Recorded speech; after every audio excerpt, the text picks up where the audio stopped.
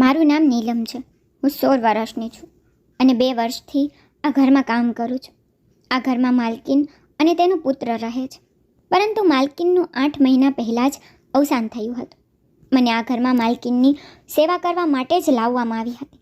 મેં એવું વિચાર્યું હતું કે તેનો દીકરો મને કામ પરથી કાઢી મૂકશે, પણ શેખરે મને કહ્યું કે તમે અહીં કામ કરી શકો છો. હું આ સાંભળીને ખૂબ ખુશ થઈ, કારણ કે હું તેને ખરેખર પસંદ કરતી હતી. કારણ કે મેં તેને છુપી રીતે મારી સામે જોતા જોયો હતો, પણ તેને મારા માટે શું લાગણી છે હું આ વિશે જાણતી ન હતી. હા, હું ચોક્કસ આ જાણવા માંગતી હતી. હું આખો દિવસ તેના ઘરે જ રહેતી અને મારા રહેવા માટે એક નાનકડો રૂમ પણ હતો, જ્યાં હું રાત્રે સૂતી હતી.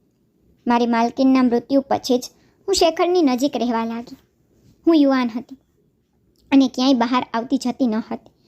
મારી સામે માત્ર શેખર જ હતો, જે 20 વર્ષનો યુવાન છોકરો હતો. હું તેને ખુશ કરવાની કોઈ તક છોડતી નહીં, પણ મને ખબર નથી કે તેણે મારાથી અંતર કેમ રાખ્યું હતું. જ્યારે પણ હું વાત કરતી વખતે તેનો હાથ પકડતી, ત્યારે તે મારો હાથ દૂર કરી નાખતો અને મને તેનાથી દૂર રહેવાનું પણ કહ્યું હતું. હું પ્રેમથી તેનું દિલ જીતવા માંગતી હતી, તેથી જ હું તેના માટે વિવિધ પ્રકારની વાનગીઓ બનાવતી હતી. પણ હું સમજી શકતી ન હતી કે મારામાં કંઈક કમી છે કે તેનામાં કંઈક કમી છે, જેના કારણે તે મને તેનાથી દૂર રાખે છે, પણ છુપી રીતે મારી તરફ જોતો રહે છે. પરંતુ ખૂબ જ જલ્દી મને આ તક મળી ગઈ. એક દિવસ સવારથી જોરદાર વરસાદ વરસી રહ્યો હતો. તે દિવસે શેખર કામ માટે બહાર પણ ન જઈ શક્યા અને આખો દિવસ ઘરે જ હતા. મેં કહ્યું, શેખર, આજે મને બહુ ડર લાગે છે. જો તમને વાંધો ન હોય તો શું હું તમારા રૂમમાં સૂઈ શકું? આ સાંભળીને તેની આંખો ઘણી મોટી થઈ ગઈ અને તે મનમાં કંઈક વિચારવા લાગ્યો. એવું લાગતું હતું કે તે ઈચ્છતો હોવા છતાં મને સૂવા દેવા માંગી તો નથી. તેને હેરાન જોઈને હું ખૂબ જ ચિંતિત થઈ ગઈ કે આ કારણે તો તે મને તેનાથી દૂર રાખી રહ્યો છે, કારણ કે હું એક ગરીબ પરિવારની છોકરી છું અને મારા માતા પિતા સખ્ત મહેનત કરે છે. મારી માતાની જેમ હું પણ દેખાવમાં ખૂબ જ સુંદર હતી અને 16 વર્ષની હતી. ના મારે શાળાએ જવું હતું, ન તો જીવનનો કોઈ હેતુ હતો. માએ કામ પણ લગાવી દીધી હતી અને હું બસ કામ કરતી હતી. ક્યારેક હું મારા પરિવારને મળવા પણ જતી, પરિણામની પરવા કર્યા વિના. મેં તેને કહ્યું કે હું તેના રૂમમાં સૂવા માંગુ છું અને થોડીવાર વિચાર્યા પછી તેને કહ્યું કે ઠીક છે, તમે મારા રૂમમાં સૂઈ જાઓ. જ્યારે હું અંદર આવી ત્યારે મેં જમીન પર સૂવા માટે વ્યવસ્થા કરી. વરસાદની એકદમ ઠંડીનો અહેસાસ થઈ રહ્યો હતો. પંખો પણ ઝડપથી ચાલી રહ્યો હતો. હું સંપૂર્ણપણે ધ્રુજવા લાગી હતી. શેખર રૂમમાં આવ્યો અને પલંગ પર સૂઈ ગયો, પણ તે રાતે મને કલ્પના ન હતી કે હું આવો નજારો જોઈશ. મારો ચહેરો સંપૂર્ણપણે લાલ થઈ ગયો હતો અને હું એક ક્ષણ માટે પણ હવે ત્યાં રહેવા માંગતી ન હતી. મારું હૃદય એટલું ઝડપથી ધબકવા લાગ્યું કે હમણાં બહાર આવી જશે અને પછી હું તેના રૂમની બહાર દોડી ગઈ. મેં મેઇન દરવાજો ખોલ્યો અને બહાર ગઈ અને વરસાદમાં ભીંજાતા દોડવા લાગી. હું પાગલ થઈ રહી હતી અને મારી સાથે જે દ્રશ્ય બન્યું હતું તે જ દ્રશ્ય મારી આંખો સામે ચમકી રહ્યું હતું. મારી આંખમાં વરસાદના પાણીની સાથે આંસુ પણ હતા. હું દોડતી મારા ઘરે પહોંચી અને દરવાજો ખખડાવવા લાગી. મારી માતાએ દરવાજો ખોલ્યો તો હું સામે ઊભેલી જોવા મળી. મને જોયા પછી તે સંપૂર્ણપણે વિચલિત થઈ ગઈ હતી. એટલામાં મારા પપ્પા સામે આવ્યા અને બોલ્યા, શું વાત છે દીકરા, તું આટલી મોડી રાતે દોડીને કેમ આવી છે? બધું બરાબર છે ને? મારા પિતા મારી માતાને ઠપકો આપવા લાગ્યા કે મેં તને કેટલી વાર કહ્યું હતું કે તે છોકરાના ઘરે કામ ન કરાવ. આ એક યુવાન છોકરી છે, કંઈ પણ થઈ શકે છે.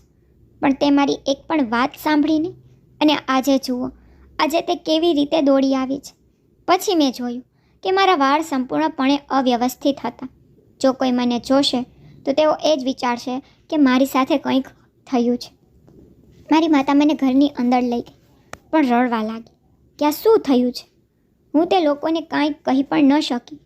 થોડીવાર પછી મારી જાતને કાબૂમાં રાખીને મેં કહ્યું, આજે રાત્રે મારી સાથે, જ્યારે હું 14 વર્ષની હતી ત્યારે મારી માતાએ મને આ ઘરમાં કામ કરવા માટે મૂકી, કારણ કે ઘરની માલકીન ખૂબ જ બીમાર રહેતી હતી. તે સમયે શેખરની ઉંમર લગભગ 18 વર્ષની હતી. હું ધીમે ધીમે યુવાન થઈ રહી હતી, પણ હું માલકીનના પુત્રને પસંદ કરતી હતી. પણ તેણે ક્યારેય મારી તરફ જોયું નહીં અને હંમેશા તેના કામમાં વ્યસ્ત રહ્યો. કામ કરતી વખતે મને ખબર પડી કે ઘરમાં એક સ્ટોર રૂમ છે. શેખર પોતાનું કામ પતાવીને ઘરે આવતો અને પછી સ્ટોર રૂમમાં ચાલ્યો જતો. તે કલાકો સુધી ત્યાં બેસી રહેતો અને ત્યાંથી વિચિત્ર અવાજો સંભળાતા અને તે રૂમમાં ધુમાડા જેવું પણ લાગતું હતું. પહેલાં મને લાગતું કે શેખર નશો કરે છે, પરંતુ જ્યારે તે મારી પાસે આવતો ત્યારે તે નશામાં હોય તેવું જણાતું ન હતું. તે સામાન્ય લાગતો હતો, પરંતુ તે ખૂબ જ પરેશાન દેખાતો હતો. હું હંમેશા તેના પર નજર રાખતી હતી, કારણ કે હું તેને પસંદ કરતી હતી. એક રાતે માલકીન સૂઈ ગઈ અને શેખર સ્ટોર રૂમમાં હતો. એ તકનો લાભ લઈને હું પણ સ્ટોર રૂમની અંદર ગઈ તો મેં જોયું કે શેખર શર્ટ વિના અંદર ઊભો હતો. મને ખબર નથી કે તે રૂમમાં શું કરી રહ્યો હતો, પણ તેની પીઠ મારી તરફ હતી. અચાનક હું તેની નજીક ગઈ અને તેની પીઠ પર મારો હાથ મૂક્યો તો શેખર એકદમ ગુસ્સે થઈ ગયો અને મને ઠપકો આપવા લાગ્યો કે તું અહીં શું કરી રહી છો, અહીંથી જા. પછી તેણે તરત જ તેનો શર્ટ પહેર્યો. પછી તેણે મારી તરફ ફરીને પૂછ્યું કે તું અહીં શું કરે છે અને મને કેમ અડ્યો. તે આ વાત ગુસ્સામાં કહી રહ્યો હતો, પણ હું તેની આંખોમાં પ્રેમ જોઈ શકતી હતી. પણ તેણે મારો હાથ પકડીને મને બહાર ફેંકી દીધી અને પછી તેણે કહ્યું કે નીલમ ક્યારે પણ અહીં આવતી નહીં. પછી તેને દરવાજો બંધ કરી દીધો અને હું બસ ત્યાં જ ઊભી આ બધું જોઈ રહી હતી. મને જરા પણ સમજ ન પડી કે શેખરને શું થયું છે. તેને મને આ રીતે બહાર કેમ ફેંકી દીધી. પણ બહાર આવતા હું તેની આંખોમાં અફસોસ જોઈ શકતી હતી. તેણે મને તેની પાસે બોલાવી અને કહ્યું, તું મારાથી દૂર રહે છે. મને આ બધું જરા પણ પસંદ નથી. ત્યારબાદ પછી જ્યારે પણ શેખર મને જોતો ત્યારે મને લાગતું કે તે મને પ્રેમ કરે છે, પણ ખબર નહીં કેમ તે મને તેની નજીક આવવા નથી દેતો. ગામમાં અમારી પોતાની જમીન હતી, પણ બહુ ઓછી જમીન હતી. એટલા માટે પપ્પા ગામ છોડીને શહેરમાં આવ્યા, પણ તે ભણેલા ન હતા. તેથી પિતાએ મજૂર તરીકે કામ કરવાનું શરૂ કર્યું અને મારી માતા લોકોના ઘરે કામ કરતી. અમારી આર્થિક સ્થિતિ સુધારવા માટે મારી માતાએ મને કામ પર રાખી. અહીં ખાવા પીવાની સાથે મને 500 રૂપિયા મળતા હતા. મને થયું અમે ગરીબ છીએ. આ કારણોસર શેખર મને તેનાથી દૂર રાખે છે. પરંતુ જ્યારે પણ અમને કોઈ કામ કરવાની મનાઈ કરવામાં આવે છે ને, ત્યારે આપણે તે જ કરવા પાછળ દોડીએ છીએ. મને જ્યારે પણ તક મળતી ત્યારે હું સ્ટોર રૂમમાં જોતી. શેખરે જો જોયું હોત તો તે મને ખૂબ ઠપકો આપે. પણ એક દિવસ મેં હિંમત એકઠી કરી અને તેને પૂછ્યું કે તમે ત્યાં શું કરો છો. તેણે મને પ્રશ્નનો કોઈ જવાબ આપ્યો નહીં અને દરવાજો બંધ કરી દીધો. પણ આજે મેં જે પણ જોયું તેનાથી મારું હૃદય હચમચી ગયું. હું શેખરની ખૂબ જ નજીક હતી અને તેણે શર્ટ ઉતારતા જ મેં જે પણ જોયું હું ડરથી ધ્રુજવા લાગી. શું આ જ કારણ હતું કે તે સ્ટોરરૂમમાં સમય પસાર કરતો હતો અને સૂવાના સમયે જ ઉપર આવતો હતો. મારા મમ્મી પપ્પા રડતા હતા. મેં મારી જાતને કાબૂમાં રાખીને કહ્યું, માં, શેખરે કંઈ ખોટું નથી કર્યું. હું તમને યાદ કરતી હતી. આખો દિવસ એટલો ખરાબ વરસાદ પડ્યો કે મને એક ખરાબ સ્વપ્ન આવ્યું અને સપનું તૂટતા જ હું તમારી પાસે દોડી આવી. હું પપ્પા અને મમ્મીની એકમાત્ર દીકરી હતી. તેને ફરી સંતાન પણ ન હતું. મેં જે કહ્યું તે સાંભળીને મારી માતા મારી સામે જોવા લાગી. મેં કહ્યું, માં, મારી પાસે સૂવા માટે અલગ રૂમ છે. હું ત્યાં સૂતી હતી અને મને ખરાબ સ્વપ્ન આવ્યું, એટલા માટે હું તમારી પાસે દોડી આવી.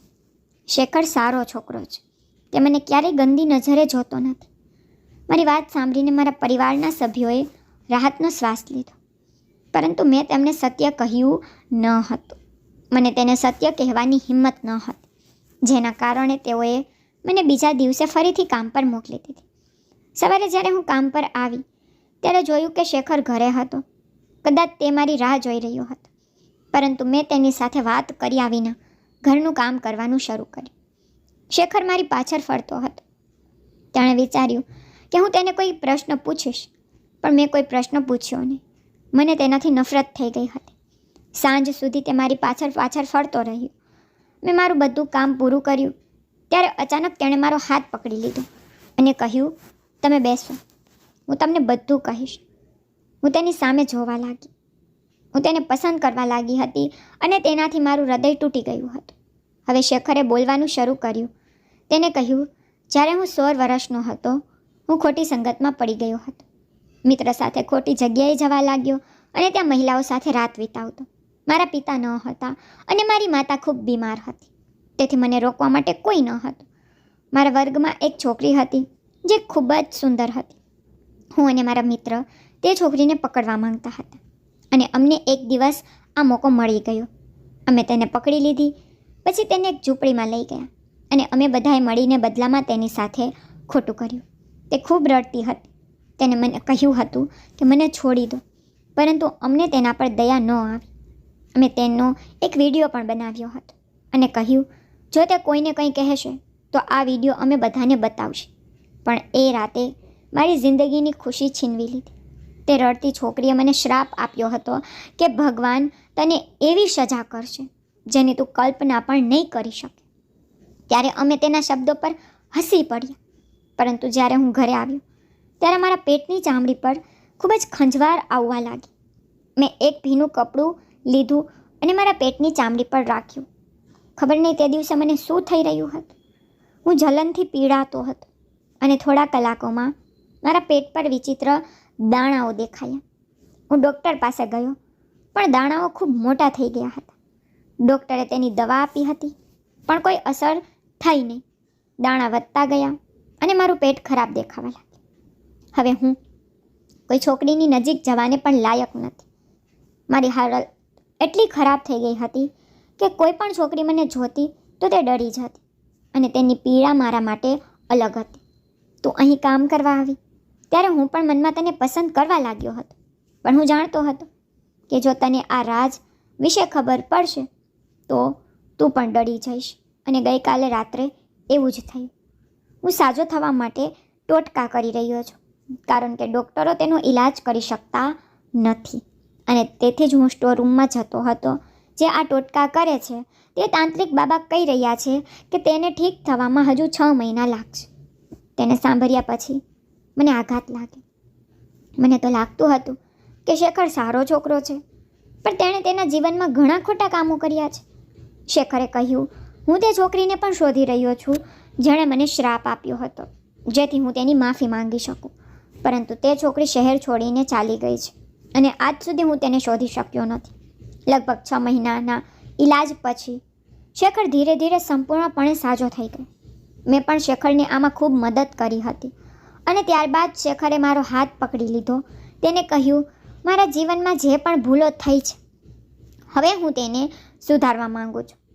હું તમારી સાથે લગ્ન કરવા માંગુ છું, જેથી તમારું જીવન પણ સારું બને. હું પણ તારી સાથે સુખી જીવન જીવી શકું. પછી તેને મારા માતા પિતા પાસે મારો સંબંધ માંગ્યો હતો અને તેઓએ પણ ખુશીથી મારો હાથ તેમના હાથમાં આપ્યો હતો. શેખર સંપૂર્ણ સ્વસ્થ થઈ ગયો હતો અને તેને એ પાઠ શીખ્યો હતો કે છોકરીઓનું સન્માન કરવું જોઈએ. કોઈની બહેન દીકરી સાથે જબરદસ્તી ન કરવી જોઈએ, કારણ કે કાલે તેની જગ્યાએ આપણી દીકરી પણ હોઈ શકે છે. અમારા લગ્ન પછી અમે બંનેએ મળીને તે છોકરીને શોધી કાઢી અને તેને મળ્યા પછી અમે તેની પાસે માફી માંગી. અને તેની પાસે માફી માંગ્યા પછી શેખરનું દિલ થોડું હળવું થઈ ગયું. તો મિત્રો, તમને વાર્તા કેવી લાગી કોમેન્ટ કરી અને જરૂરથી કહેજો અને લાઇક શેર સબસ્ક્રાઈબ જરૂરથી કરજો. Thank you.